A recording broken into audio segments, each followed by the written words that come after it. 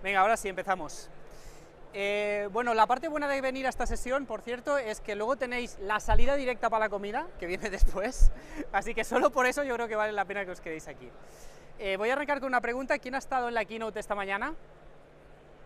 Bastante gente. ¿Quién se ha fijado en la contribución de la plataforma de datos al negocio de Iberia, que ha explicado el CEO de Iberia? Bastante gente, por si acaso. Os lo recuerdo yo, Gabriel, el CEO de Iberia, ha comentado que en particular el Machine Learning y la inteligencia artificial ya contribuyen en un 7% a los beneficios de Iberia. Y en buena parte eso es gracias a la transformación que Iberia ha llevado a cabo en los últimos años desde una analítica más tradicional, batch, a una analítica en tiempo real o streaming analytics. Mi nombre es Miquel Llorca, soy el arquitecto de soluciones de AWS que trabaja en el día a día con Iberia, y junto con Fran, especialista en Streaming Analytics de AWS, y Mario, responsable de Ingeniería y Arquitectura de Datos en Iberia, vamos a hablar precisamente de eso, ¿vale? De cómo Iberia ha llevado a cabo esta transformación tecnológica en los últimos años y cómo eso ha permitido habilitar al negocio con nuevos casos de uso. Esta es un poco la agenda que tenemos para hoy. Os voy a hablar en primer lugar de cómo ha evolucionado el procesamiento de los datos en los últimos años y cómo las nuevas necesidades de los negocios han condicionado un poco esa evolución. Luego vendrá Fran para ver cómo aplicar la tecnología de AWS para implementar arquitecturas de Streaming Analytics, y finalmente Mario nos explicará el viaje de transformación de Iberia con mucho detalle. Arranquemos entonces analizando cómo ha evolucionado el ecosistema de los datos en los últimos años. La proliferación del negocio digital, la aparición del smartphone, la irrupción de las redes sociales, son todos factores que han contribuido a que tengamos una producción masiva de los datos, ¿vale? Tenemos un flujo continuo de los datos que va desde terabytes a petabytes o incluso exabytes en alguno de los casos. Y luego Mario nos dará algunos detalles más sobre los flujos de datos reales que procesa Iberia en el día a día. Además, estos datos típicamente vienen en formatos muy diversos, tanto estructurados como no estructurados, CSVs, JSON, XML, ficheros de texto, imágenes y un largo etcétera. De manera que se hace imprescindible tener en cuenta esta diversidad a la hora de procesar los datos. Además, como ya hemos dicho, los negocios se han vuelto más online, más disponibles, más globales, operan en 24/7, y eso hace que tengamos un flujo continuo de los datos. Y por último, pero no más importante, también cada vez tenemos más aplicaciones dentro de todo el portfolio de aplicaciones de la compañía que quieren tener acceso a esta última información que se ha generado, sea por las interacciones que tenemos con nuestros clientes o por los distintos procesos de negocio. Entonces, dediquemos ahora un momentito a entender qué es lo que los negocios requieren de esos datos. De manera natural, las compañías se han ido convirtiendo cada vez más en organizaciones más impulsadas por los datos, y eso de alguna manera ha hecho que esas necesidades hayan ido evolucionando en el tiempo. Hay ciertas necesidades que han persistido en el tiempo. Por ejemplo, el reporting sigue siendo completamente fundamental. Los ejecutivos del negocio necesitan acceso a esos reports semanales, mensuales o trimestrales para analizar tendencias a largo plazo y poder tomar decisiones estratégicas, pero hay otro par de pilares que han emergido con mucha fuerza durante los últimos años. En particular, por ejemplo, la generación de insights más rápido. El tiempo se ha convertido en un factor absolutamente crítico para la compañía, y esa velocidad es importantísima para tomar mejores decisiones y más rápidas. Y por último, por supuesto, la inteligencia artificial y el machine learning también se han convertido en un pilar fundamental en la estrategia de datos de una compañía. Y en este sentido, la diferenciación que puede obtener de estas tecnologías depende fundamentalmente o depende muchísimo de nuestra capacidad para procesar los datos. Entonces, cuando juntamos un poco estos dos mundos, por un lado la evolución del ecosistema de datos en los últimos años hacia un procesamiento continuo y diverso de los datos, y por otro lado las nuevas necesidades del negocio, la necesidad de generar insights más rápidos o de alimentar a mis aplicaciones de inteligencia artificial, es cuando debemos plantearnos si las tecnologías que hemos utilizado hasta la fecha, y en particular el procesamiento batch, son las más adecuadas o no. Y la realidad es que hay un montón de casos de uso para los que el procesamiento batch sigue teniendo todo el sentido del mundo, ya que estamos hoy hablando tanto de aerolíneas, por ejemplo, pues reports mensuales para evaluar la efectividad de una ruta, repos financieros trimestrales, un reporte para evaluar la efectividad de una campaña de marketing. Todo eso son casos de uso para los que la analítica batch sigue teniendo todo el sentido del mundo. Pero ¿qué pasa con los otros dos pilares?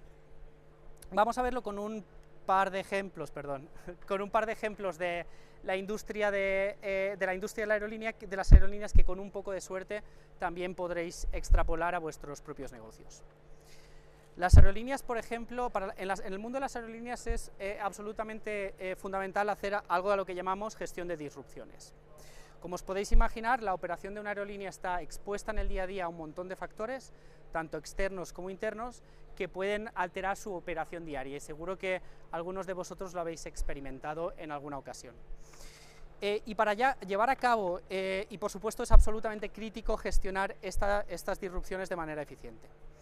Entonces, para llevar a cabo esta gestión necesitamos capturar un montón de fuentes de datos, desde información en tiempo real de los vuelos, información de las puertas de embarque, información sobre el check-in de los pasajeros, sobre el tracking de las maletas, sobre eventos externos, por ejemplo, meteorológicos, ingestar toda esta información en mi capa de procesamiento y producir o generar un montón de productos de datos que dan servicio a decenas de casos de uso, pues desde notificaciones notificaciones o alertas por cancelaciones o por retrasos, a la generación del plan de rotación de las aeronaves, a la reubicación de la tripulación o a la gestión proactiva de pérdidas de conexión o de extravíos de equipaje. Y para todo esto, como os podéis imaginar, el tiempo es absolutamente crítico, tanto para hacer una gestión eficiente de las operaciones, es decir, lo que me cuesta operar, y por otro lado, como para mejorar o maximizar la experiencia del cliente.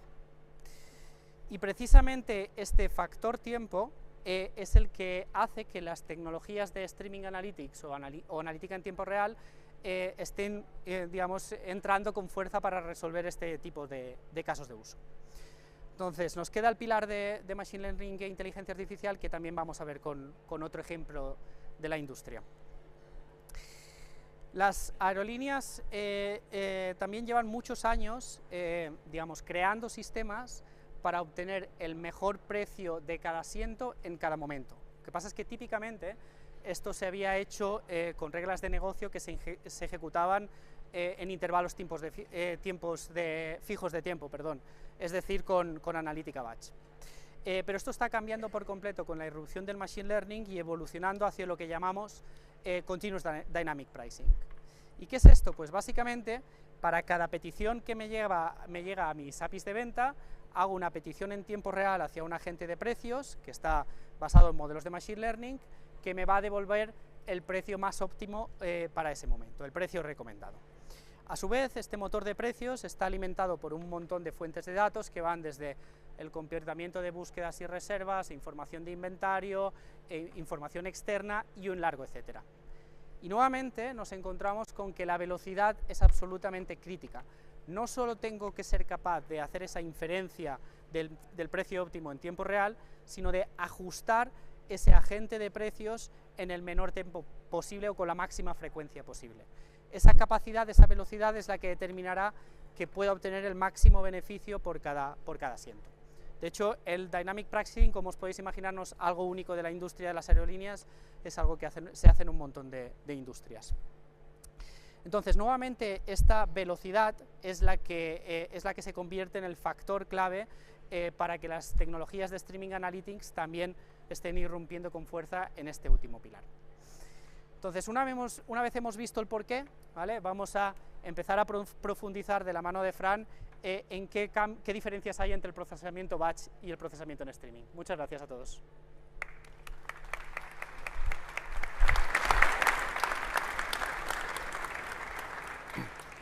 Gracias, Miquel. Bueno, como ya les presentó, mi nombre es Francisco Morillo, soy arquitecto de soluciones dentro de AWS, especializado en el área de analítica en tiempo real. Y aquí lo que vamos a ver es unas pequeñas diferencias primero en lo que sería el procesamiento en batch a lo que sería el procesamiento en streaming. Cuando trabajamos en lo que sería el procesamiento en batch, Lo que nosotros normalmente estamos más acostumbrados es a trabajar con datos tabulares. Tenemos una tabla en la cual en cualquier momento que nosotros realizamos la consulta, sabemos exactamente la cantidad de filas, la cantidad de columnas, sabemos la totalidad de ese dato, a lo cual yo puedo hacer cualquier query o explotación de este dato y yo sé o tengo la garantía de que tengo la totalidad para poder determinar el resultado necesario. Sin embargo, cuando ya trabajamos con streams o con datos en tiempo real, ya en realidad no trabajamos con tablas, estamos trabajando con eventos. Eventos que pueden surgir desde nuestras aplicaciones, inserciones a bases de datos o inclusive logs de cada una de nuestras aplicaciones web, a lo cual en cualquier momento dado que yo quiera determinar qué está sucediendo, puedo estar recibiendo un evento, puedo tener algún evento que aún no ha llegado o inclusive no tengo ninguna garantía de que todos los eventos han llegado a lo que sería mi stream, a lo que yo podría dar algún tipo de garantía de que el resultado que estoy procesando o que quiero calcular es el correcto. A lo cual nos podríamos estar preguntando, entonces, ¿cómo puedo procesar los datos en streaming? Bueno, en primer lugar, la forma más sencilla sería muy similar a hacer un procesamiento en batch, a lo cual sería realizar el procesamiento por medio de ventanas, o lo que sería microbatches, en lo que yo defino una ventana de tiempo, que podría ser una ventana de tiempo definida o tal vez ventanas de tiempo que se solapen, pero yo proceso la totalidad de todos los eventos que llegan dentro de esa ventana, a lo cual yo puedo entonces calcular cuántos eventos o cuántos registros se han generado desde las 10 o a las 11, cuántos asistentes han venido a la sesión de la 1 a las 2. Pero ¿qué pasa? Que aquí ya inclusive estoy añadiendo latencia, porque tengo que esperar a que la ventana de tiempo se cierre para yo poder dar el resultado de esa agregación.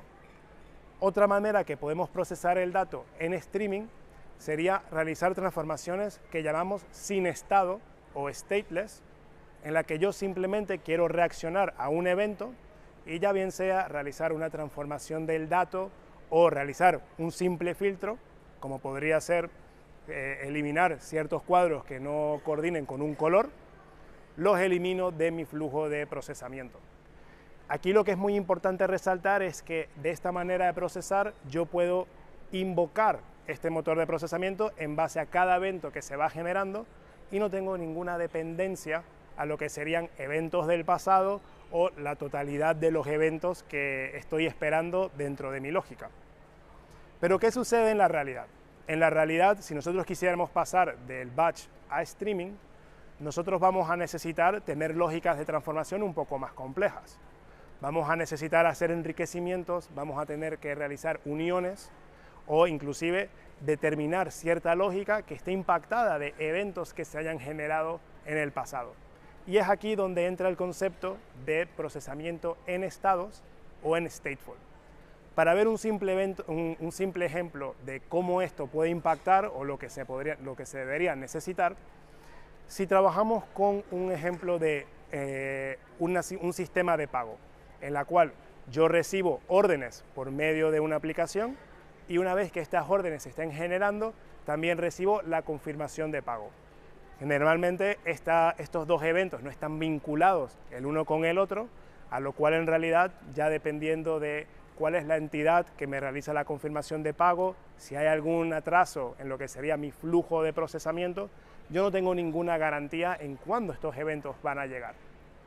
En la que yo entonces puedo recibir lo que sería el evento del pedido 101, sigo recibiendo eventos como el pedido 102 y luego me llega la confirmación de pago del evento 102 y es aquí donde realizo la unión. Pero claro, yo para poder ser capaz de realizar este procesamiento en tiempo real, necesito un motor de procesamiento que me permita almacenar en buffer o en memoria o dentro de la misma aplicación estos eventos a manera de que estén llegando. Porque yo no tengo ninguna garantía de que los eventos me van a llegar en orden o de que los eventos inclusive van a llegar. Y de esta manera yo voy almacenando en estado a manera que se van recibiendo más eventos, se van recibiendo más confirmaciones de pago y voy realizando mi enriquecimiento. Esta lógica, a pesar de que aquí se encuentra de una forma muy sencilla, se podría aplicar para ya luego cualquier tipo de necesito almacenar eventos y en base a eso responder ante una respuesta, a tener una respuesta de procesamiento. Y bueno, seguimos recibiendo eventos y a manera que los vamos recibiendo, ya luego simplemente realizo mi unión y los elimino del estado. Ahora que ya vemos un poco lo que sería una diferencia de procesar en batch a lo que sería procesar en streaming, vamos a ver cómo lo podríamos realizar con los servicios de Amazon Web Services. Cuando pensamos en una arquitectura batch sencilla, tenemos lo típico, tenemos una fuente de información, tenemos un destino y tenemos el proceso de ETL, en la cual extraigo los datos de una fuente de información, que pueden ser bases de datos, pueden ser logs, realizo una transformación, vuelco esta información en un destino y este proceso se sigue repitiendo. ¿Qué sucede? Que con este tipo de arquitecturas, todo este procesamiento puede ser una extracción de las bases de datos de forma incremental, de manera diaria o mensual, y ya luego las transformaciones nuevamente se pueden realizar en base a horas o minutos, que ya como Mikel explicó, hay casos de uso en la que ya este tiempo de respuesta no es suficiente. Pero ahora la pregunta, ¿cómo podemos tener ahora una arquitectura en tiempo real? Bueno, la arquitectura como tal no cambia mucho. Al final seguiremos teniendo un origen de datos, seguiremos teniendo un destino. Ahora lo que cambia es la parte intermedia, en la que ahora tenemos que implementar cómo extraer esos datos en tiempo real desde nuestros orígenes, dónde poder almacenarlos para poder procesarlos en tiempo real y ya luego, dependiendo de las necesidades, a dónde lo vamos a escribir. Por lo cual lo dividimos en tres fases. La primera, que sería la ingesta y el almacenamiento de estos datos, el procesamiento en tiempo real, considerando todas estas características que ya vimos, y ya por último, volcarlo en su destino. Y aquí ya la gran diferencia es que dependiendo de a dónde vamos a escribir estos datos, ya no estamos hablando de horas o de minutos, sino que pueden ser segundos o inclusive milisegundos, ya dependiendo de la lógica que queramos lograr. Pues vamos a ir parte por parte. ¿Cómo podemos realizar esta ingesta de estos eventos? Bueno, tenemos distintas opciones para las distintas fuentes de datos. Podemos utilizar Kinesis Data Streams para recibir eventos de CDC de las tablas de DynamoDB o de DynamoDB Streams. Podemos utilizar el servicio de Database Migration Service, que permite capturar datos de bases de datos o inclusive cambios que se generen en tiempo real y volcarlos en nuestros sistemas de almacenamiento de streaming, que ya los vamos a ver. Podemos utilizar nuestro servicio gestionado de Kafka Connect, que ya luego entraremos un poco más cuando hablemos de Kafka, pero nos permite desplegar conectores que nuevamente pueden extraer datos de distintos orígenes y volcarlo en este almacenamiento de streaming.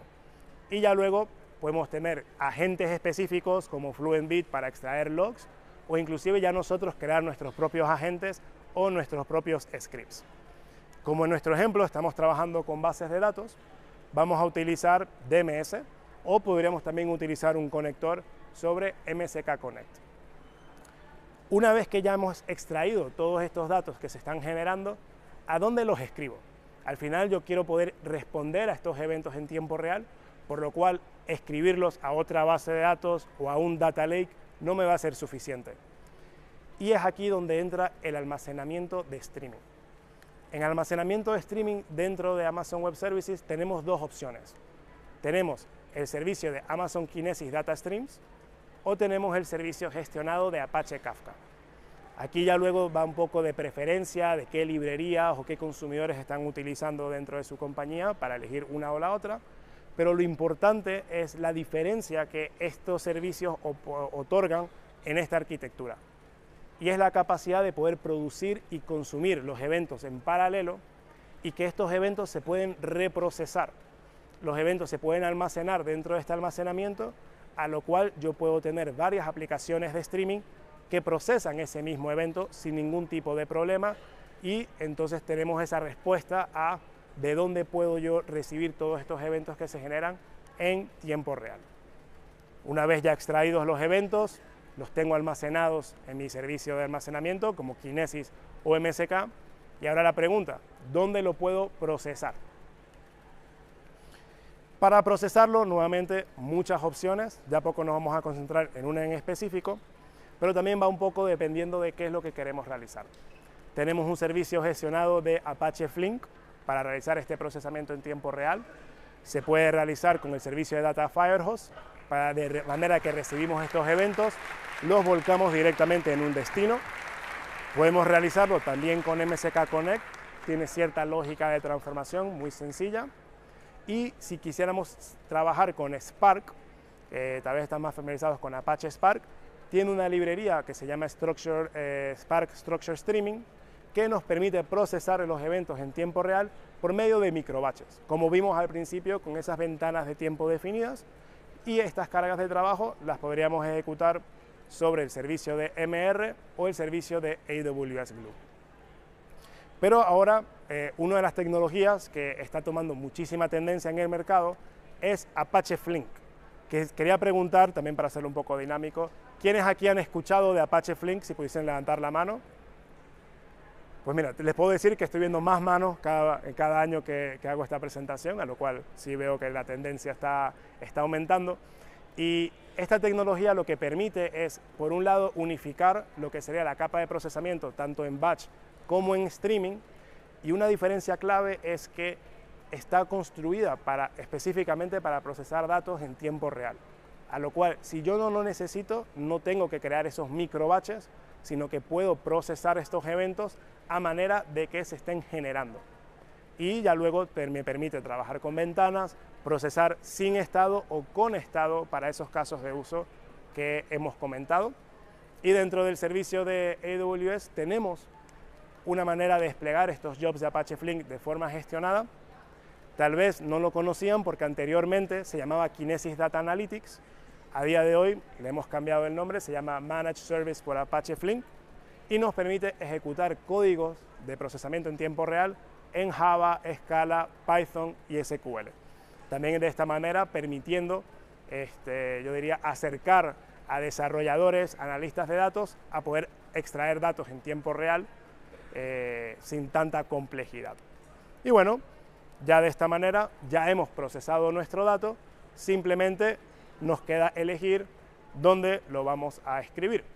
Aquí ya para decirles un servicio en particular, ya sería entrar en cada caso de uso, pero de nuevo, con cada una de estas tecnologías existen una gran cantidad de conectores, a lo que si queremos escribir a Amazon S3 para tener un data lake en casi tiempo real, escribiendo a formatos como Apache Iceberg, se podría realizar, escribir a DynamoDB o inclusive escribir también nuevamente a los servicios de streaming, a lo cual yo puedo escribir a Kinesis Data Streams, puedo escribir al servicio de MSK y ya luego tener otras aplicaciones que capturan este evento procesado y ya continúo con mi lógica de negocio. Y de esta manera terminamos nuestra arquitectura, de que hemos pasado de batch a una arquitectura en tiempo real. Y ahora yo creo que llegó el momento que todos hemos estado esperando, que es para introducir a Mario, que nos va a contar el caso de Iberia. Muchas gracias.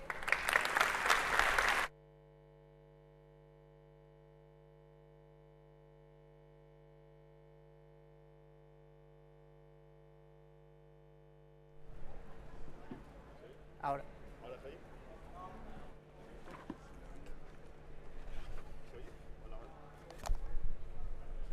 Sí. Has abierto el mío, creo. Has abierto el mío.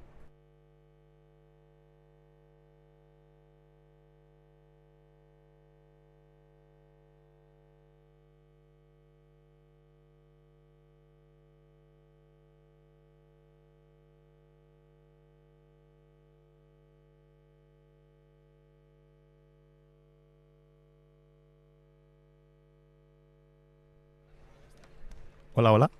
Hola. Ah, o sea, tengo que hablar con este, ¿no? Vale. Vale, bueno, pues nada, esto aquí me voy a improvisar. No tengo nada preparado, así que vamos a jugar a un juego, no mentira. Nada, primero de todo, soy Mario Vázquez, líder de la parte de Data Architecture y Data Engineering en Iberia. Y nada, pues, ¿qué es Iberia? Aparte de responsable de mover estos aviones con cola roja que tenemos por el cielo, pues Iberia es una aerolínea prácticamente centenaria. Lleva... A ver, ¿ahora ya? Sí, perfecto. Venga, genial, mejor. Lo que decía, es una aerolínea prácticamente centenaria que forma parte del grupo IAG, que vuela a más de 140 destinos entre 45 países distintos, que tiene más de 10.000 empleados junto a Iberia Express, que en 2023 y 2024, años muy importantes para Iberia, ha sido la primera en puntualidad en Europa, y todo esto con una flota de más de 130 aviones. Pero aquí hemos venido a hablar de la plataforma de datos Iberia. ¿Cuál es el principal propósito de la plataforma de datos Iberia? Pues es potenciar las decisiones que toma el negocio mediante el dato. ¿Y cómo hacemos esto?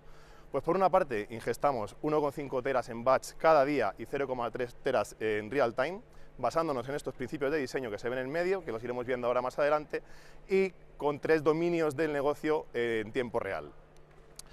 En Iberia la IA no es teoría, es realidad. Tenemos más de 50 modelos de inteligencia artificial dentro de los procesos del negocio, con más de 20 millones diarias de invocaciones diarias a estos modelos, y con esta ingesta y con esta inteligencia artificial generamos un 7% del beneficio de Iberia. ¿Cómo generamos este 7%? Pues con casos de uso como este que tenemos aquí. Este caso de uso, ya lo han comentado Miquel antes, esto en la industria es un estándar, la gestión de disrupciones en la operativa. En nuestro caso se llama PACA, que aparte de ser un nombre de persona bastante encantadora, pues es la herramienta con la que mediante información en tiempo real gestionamos las disrupciones de manera inteligente y de manera más rápida. Otro caso de uso, de ejemplo, sería este dashboard que tenemos en tiempo real, en el que podemos ver la puntualidad de Iberia en tiempo real. Esto nos permite detectar patrones, nos permite adelantarnos a distintos acontecimientos, pero llegar hasta aquí, o sea, no ha sido algo sencillo. Hemos tenido que fallar muchas veces, hemos tenido que pasar de lo manual a lo automático, del batch a streaming, y como decimos, pues para poder volar hay que aprender a despegar. ¿Y cómo despegamos? Pues el primer hito que tuvimos en la plataforma de datos de Iberia fue tener esta arquitectura que veis aquí. En esta arquitectura que veis aquí tenemos una parte en la que tenemos los orígenes de datos, generando información sobre un clúster de Kafka gestionado por nosotros mismos, que procesábamos esa información mediante o un servidor EC2 que tenía NIFI dentro, gestionado por nosotros mismos, insisto en esto, o desarrollos ad hoc containerizados desplegados sobre ECS Fargate. Como única base de datos, como única capa de consumo teníamos DynamoDB.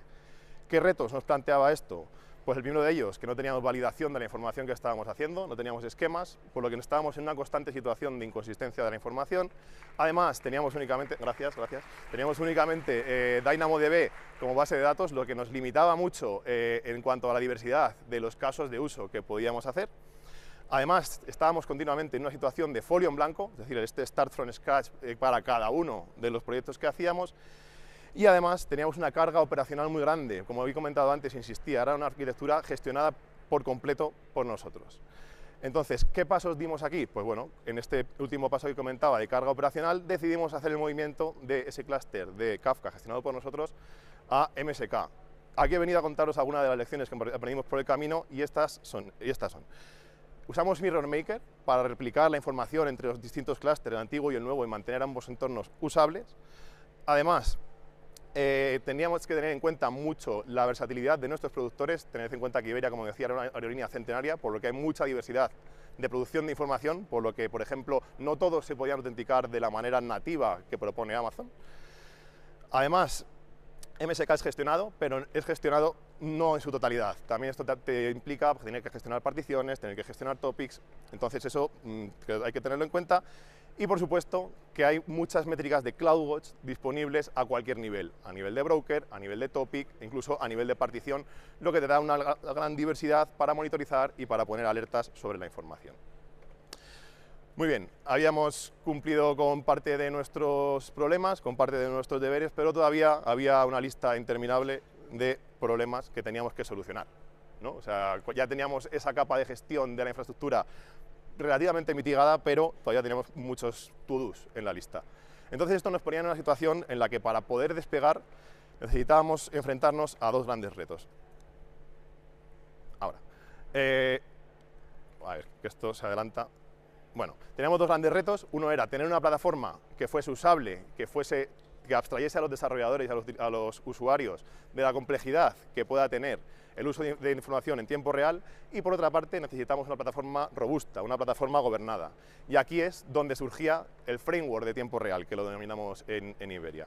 ¿En qué consiste este framework de tiempo real? Pues un ecosistema, una solución que pueda cumplir estos dos retos que nos poníamos. La arquitectura funcional de este framework de tiempo real es esta que veis aquí. Teníamos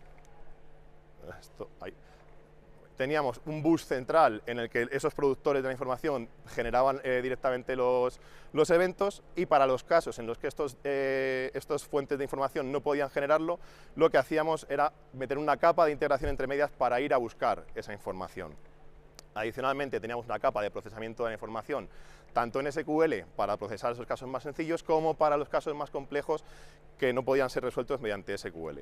Adicionalmente, como comentaba aquí también Fran, una capa de almacenamiento para ese almacenamiento más caliente en base de datos y almacenamiento más frío para, por ejemplo, disaster recovery.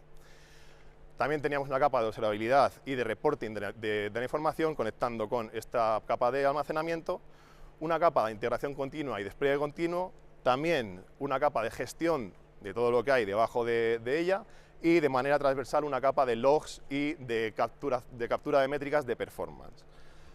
Muy bien, funcionalmente genial, pero aquí hemos venido a hablar en parte de componentes de AWS, por lo que vamos a ponerle nombre y apellidos. En la capa de integración teníamos Kafka Connect, desplegado sobre Fargate, perdón. En el bus, como antes contaba, teníamos MSK, en el que tenemos por una parte los topics en RAW y por otra parte los topics estandarizados y más procesados para su utilización. Y en la capa de procesamiento teníamos tres partes. Una parte con KSQLDB para esos, como comentaba, procesos que podemos resolver mediante SQL. Una parte de Kafka Connect para interconectar todas las capas que tenemos alrededor de la arquitectura. Y por último mReserverless para los casos custom que no podían ser resueltos con SQL. En la parte de almacenamiento planteábamos RDS para almacenar la información ya estandarizada, y además planteábamos el uso de S3 tanto para meter ese cold storage para posibles disaster recovery como para hacer checkpointing de manera natural con mReserverless. En la parte de observabilidad teníamos Grafana para conectarlo con todo lo anterior y poder trazar qué estaba pasando con el dato en todo momento, ya no solo si estaba llegando o no, sino de qué forma en cuanto a calidad. Teníamos una capa de integración continua en la que teníamos GitLab CI/CD y por otra parte S3 para guardar los builds, los assets que generábamos del procesamiento del dato. Y además en la capa de procesamiento teníamos tres componentes, de gestión teníamos tres componentes. Un componente que es Schema Registry para habilitar en la validación de los esquemas de la información. Además teníamos Mirror Maker, como comentaba, para tener dos entornos y poder replicar la información entre distintos clústeres para tener entornos preproductivos usables. Y además teníamos una interfaz que era la cual de manera visual nos permitía ver todo lo anterior, topics, conectores, todo esto lo veríamos mediante una interfaz de Kafka UI. Transversal a todo esto tenemos pues CloudWatch y Prometheus, tanto para logs como para métricas, como para el scrapeo de esas métricas que exponen estos servicios. Perfecto, hemos visto la arquitectura funcional, le hemos puesto nombre y apellidos, pero ¿cómo se hace realidad en Iberia? ¿Cómo se trabaja esto en Iberia? Pues bueno, aquí surge el concepto de aceleradores. Los aceleradores son los que, con el pastel que teníamos de arquitectura, ponemos la guinda para poder conseguir los retos que nos planteábamos al principio con este framework. Por una parte, tendríamos a los usuarios de la plataforma rellenando ficheros básicos de configuración, que ahora veremos más en detalle en qué consisten, y por otra parte, teníamos esa capa de procesamiento, gracias de nuevo, esa capa de procesamiento en la que teníamos los componentes que ya veíamos. ¿Cómo cumplíamos estos dos retos que nos planteábamos? Por una parte, teníamos una plataforma gobernada y que nos asegurábamos buenas prácticas, teniendo código homogéneo a través de todos nuestros proyectos.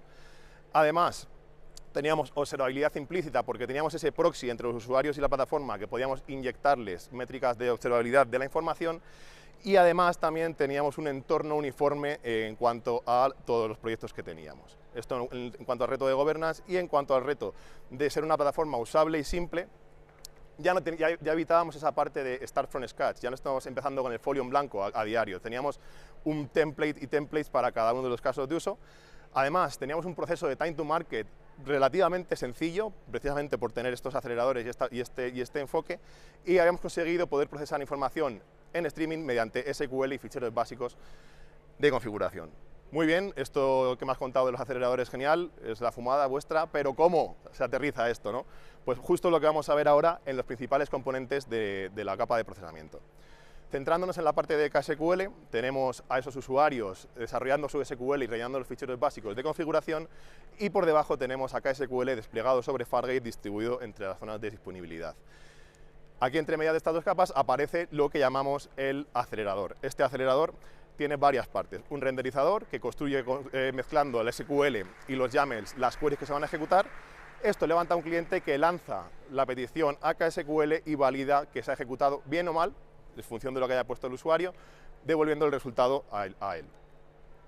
¿Qué logramos con esta solución? Pues por una parte tenemos el uso de SQL para tratar la información, que esto deriva en tratar eventos como si fuesen filas de una tabla. ¿Cuáles son las lecciones aprendidas aquí? Pues que el uso de SQL para streaming está genial, pero nos simplifica mucho y además no es tan versátil, que por eso tenemos la parte de casos de uso más complejos. Además hay que tener cuidado con la escalabilidad de las soluciones, porque esto te puede poner en una situación de continuo rebalanceo, y que los recursos compartidos entre casos de uso no siempre son buena idea, porque no todos los equipos trabajan de la misma forma. Viendo un poco en detalle en qué consisten estos ficheros de configuración, pues tendríamos un fichero de conexiones en las que el usuario pone los parámetros de conexión, en este caso a KSQL. Además tendríamos un fichero de creaciones que llamamos, que se crean las interfaces que conectan lo que tenemos en Kafka con KSQL para poder interpretarlo. Tenemos un fichero de agregaciones en la que se declara qué componentes se van a crear con qué queries, que la query es el último fichero que se pone, que es este que está aquí. Y ahí básicamente habría que añadir el código SQL que está añadiendo el usuario para transformar la información en tiempo real. Pasando al siguiente punto, tendríamos cómo hemos resuelto, cómo aplican esos transformadores a los casos de uso un poquito más complejos que no se pueden resolver con SQL, y sería de esta forma. Tendríamos Amazon MR Serverless con aplicaciones para cada uno de los casos de uso. Tendríamos MR para el checkpointing, que os podéis preguntar por qué MR, pues ahora os lo voy a contar después, y MSK para la transferencia de datos tanto de input como de output. En medio de estos dos tenemos el acelerador, que por una parte levanta un consumidor, inyectamos el procesador que ha generado y ha desarrollado el usuario, le metemos de manera transparente la capa de observabilidad y generamos la información de vuelta a MSK. ¿Qué hemos logrado con esto? Pues tener una solución sencilla pero gobernada para resolver casos de uso, y además tenemos lo que no teníamos en KSQL, que es capacidad de cómputo asignada a cada uno de los procesos que levantamos. ¿Qué lecciones tenemos aprendidas aquí? ¿Por qué tenemos ese MR levantado para checkpointing? Pues porque de manera natural con Spark Streaming MR Serverless te hace el checkpointing sobre S3. Si estamos en una situación, como decía Fran, de stateful, estamos disparando los costes de manera exponencial de S3. Y por último, otro aprendizaje que podemos compartir con vosotros es que no todos los casos de uso que parecen complejos, si se analizan bien, lo son, ¿vale? Así que ahí hay que hacer un trabajo de toma de requisitos bastante exhaustivo. Por dar un poco más de detalle, ¿qué ficheros de configuración tiene que rellenar el usuario? Pues por una parte tiene que desarrollar sus transformadores con una sintaxis de data frames con Spark, con input de data frame, output de data frame y transformaciones entre medias las que necesites para tu caso de uso. Y por otra parte tienes que declarar qué capacidad quieres asignar a este job en concreto. Vale, ya hemos visto KSQL, ya hemos visto MR Serverless, queda por último cómo movemos información entre cada una de las capas, entre A y B, dentro de esta solución que planteamos para real time. Básicamente, quien haya utilizado Kafka Connect sabrá que poniendo un único fichero de configuración para el conector puedes desplegar ese conector atacando a la API. ¿Qué ocurre? Que nosotros añadimos una capita más, simplemente Kafka Connect en este caso es muy agradecido para poder hacer ese health check de que lo que estás desplegando realmente está funcionando o no. ¿Qué logros tenemos aquí? Vale, tenemos el logro de que de manera sencilla estamos distribuyendo la información entre todas las capas que tenemos en nuestra arquitectura, que tenemos entornos preproductivos usables por poder replicar información de producción a preproducción, y qué aprendizaje nos llevamos aquí, que la DLQ, la del letter queue, ese sitio al que va todo lo que no se puede mover entre las capas, va ahí, hay que usarla para trazar y hacer troubleshooting de cada uno de los errores que tenemos. Y por otra parte, sí, como nosotros vais por la opción open source de Fargate con Kafka Connect, pues tienes que tener en cuenta que no todos los conectores que vas a desplegar son públicos, por lo que en determinadas ocasiones te tocará desarrollar estos conectores. Llegados a este punto podemos decir que ya habíamos despegado, ya no estábamos en la pista de aterrizaje, sino que habíamos cogido altura, pero si queremos seguir cogiendo altura. ¿Cómo estamos cogiendo altura en Iberia? Pues seguimos evolucionando nuestra plataforma de datos, está en continuo cambio, y a continuación os voy a contar algunos de estos cambios que estamos haciendo. Por ejemplo, este que tenemos aquí, el core de nuestros eventos, el core de nuestra capa del dato en streaming, llega en XML, ¿vale? Entonces, esto no son formatos interpretables por la capa de procesamiento. ¿Qué hicimos aquí? Lo implementamos en Spark Streaming y viendo un poco la tendencia de mercado nos fuimos hacia Flink. ¿Qué hemos conseguido con Flink? Pues un 80% de reducción de costes y además un 80% de reducción de latencias de la información. Otra necesidad que nos aparecía era la de hacer análisis de la información en tiempo real. ¿Cómo hemos resuelto esto? Adoptando ClickHouse Cloud. ¿Qué nos permite ClickHouse Cloud? Pues por una parte nos permite hacer analítica en tiempo real y reporte en tiempo real, además construir APIs de forma sencilla y hacer análisis de logs y de métricas.